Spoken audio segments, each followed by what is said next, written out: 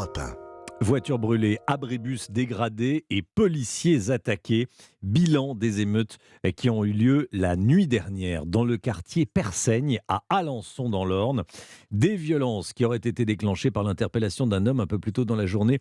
Chloé Lagadou avec nous. Bonjour Chloé. Bonjour. Dites-nous ce qui s'est passé. Alors oui, tout a commencé hier en début de soirée. Une course-poursuite débute entre la police et un groupe de jeunes.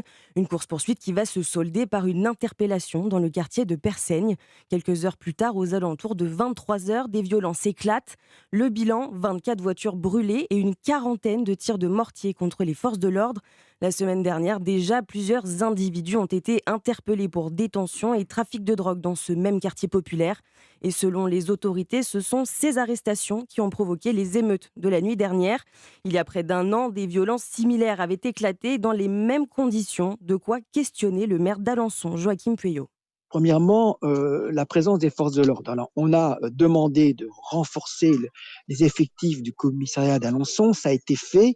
Il y a eu 4 nouveaux policiers qui sont arrivés. Mais je pense que notamment pour le service de nuit, c'est pas suffisant. La deuxième question qu'on doit se poser, dans le groupe de jeunes, il y avait des mineurs. La question des familles. Pour quel motif les familles n'interviennent pas? Et puis, le troisième point, c'est les sanctions. Est-ce que les sanctions ne sont suffisantes? Et concernant donc les émeutes de la nuit dernière, une enquête policière est en cours, mais aucune interpellation n'a eu lieu pour l'instant. Chloé Lagadou. Merci beaucoup Chloé pour toutes ces informations. On entendait le maire à l'instant. Que font les familles? Les mineurs sont dehors. Que font les familles à Alençon dans l'Orne? Ça,